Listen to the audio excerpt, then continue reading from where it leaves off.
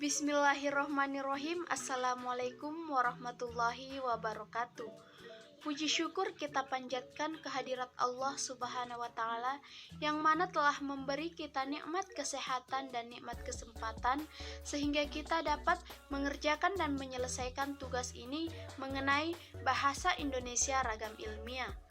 Tak lupa pula kita kirimkan salam serta salawat kepada junjungan kita Nabiullah Muhammad SAW, yang mana telah menjadi suri toladan bagi umat Islam.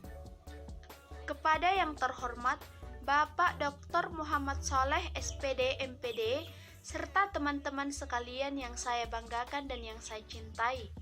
Perkenalkan, nama saya Sri Dewi Sari sebagai moderator, dan ketiga rekan saya, yang pertama Syahraini Ramadhani, yang kedua Herlina Haris, dan yang ketiga Firka Mahadita Widyatami Yusuf.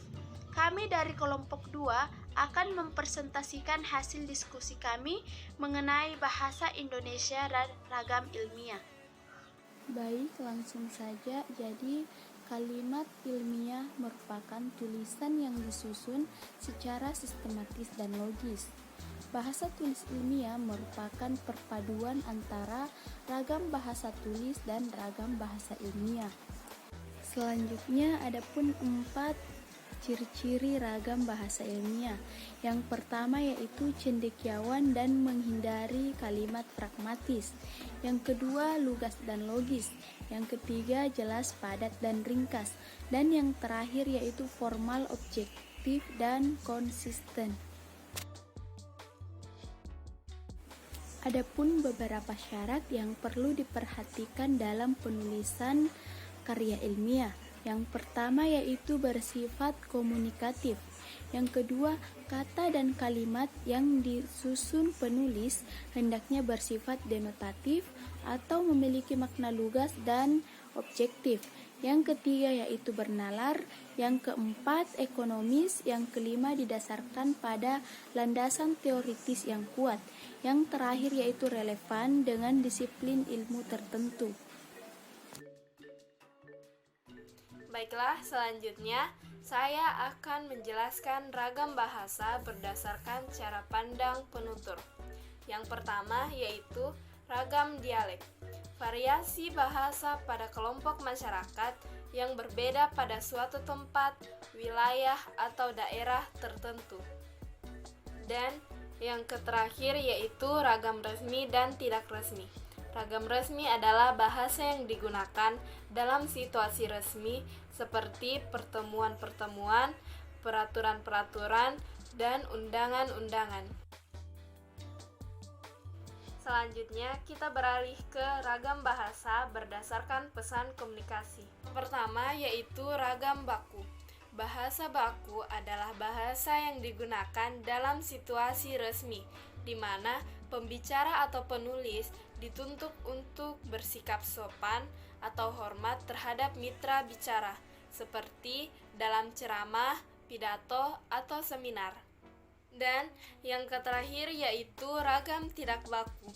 Bahasa non-baku adalah ragam bahasa yang berkode berbeda dengan kode bahasa baku dan digunakan di lingkungan yang tidak resmi.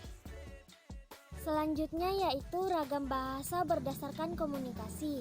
Ragam bahasa berdasarkan komunikasi sendiri terbagi menjadi 2 macam, yaitu ragam tulisan dan ragam lisan. Ragam lisan sendiri adalah bahasa yang dihasilkan dengan menggunakan fonem sebagai unsur dasarnya. Sedangkan ragam tulisan adalah bahasa yang dihasilkan dengan memanfaatkan tulisan dengan huruf sebagai unsur dasarnya. Selanjutnya yaitu ragam bahasa berdasarkan peran komunikasi. Ragam bahasa berdasarkan peran komunikasi sendiri terbagi menjadi 2 macam, yaitu ragam politik dan ragam hukum. Ragam politik adalah bahasa politik berisi kebijakan yang dibuat oleh penguasa dalam rangka menata dan mengatur kehidupan masyarakat. Sedangkan ragam hukum adalah bahasa Indonesia yang bercorak penggunaan bahasanya khas dalam dunia hukum, mengingat fungsinya mempunyai karakteristik tersendiri. Oleh karena itu, bahasa hukum Indonesia haruslah memenuhi syarat-syarat dan kaidah bahasa Indonesia. Ragam jurnalistik. Bahasa jurnalistik adalah ragam bahasa yang dipergunakan oleh dunia persuratan atau kabaran, atau biasa juga disebut dengan dunia pers, yaitu media massa cetak. Dalam perkembangan lebih lanjut, bahasa jurnalistik adalah bahasa yang dipergunakan oleh seluruh media massa, termasuk media massa audio atau radio, audio visual atau televisi, dan multimedia atau internet. Sehingga bahasa jurnalistik adalah salah satu ragam bahasa yang dibentuk karena spesifiknya materi yang disampaikannya. Pengertian ilmiah ragam bahasa. Pengertian presentasi ilmiah menurut Sri Hapsari Wijayanti yaitu presentasi ilmiah adalah suatu kegiatan berbicara di depan banyak orang atau publik atau kalangan terbatas dalam rangka menyampaikan temuan, pikiran, atau memberi informasi yang bermanfaat dalam dunia akademik. Melakukan presentasi ilmiah merupakan kebutuhan mutlak bagi kaum intelektual untuk menyampaikan dan menyebarluaskan pengetahuan yang dimilikinya. Tujuan presentasi. Pertama, memengaruhi atau membujuk peserta. Maksudnya yaitu adalah memengaruhi orang lain, yaitu memiliki call to action. Apa yang harus dilakukan oleh peserta setelah mendengar presentasi. Kedua, memberikan informasi. Maksudnya memberikan informasi yaitu dilakukan ketika belum mengenal topik yang akan dibahas. Selanjutnya yaitu tata cara presentasi. Tata cara presentasi sendiri terdiri dari 3 langkah. Yang pertama, penyaji memberikan informasi kepada peserta secara memadai. Yang kedua, penyaji memanfaatkan waktu seefisien mungkin. Dan yang ketiga, penyaji menaati etika yang berlaku. Oke teman-teman sekalian, sekian dari kami. Mohon maaf jika terdapat kesalahan baik dalam penyebutan kata maupun penyebutan nama.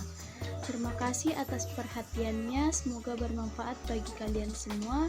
Assalamualaikum warahmatullahi wabarakatuh.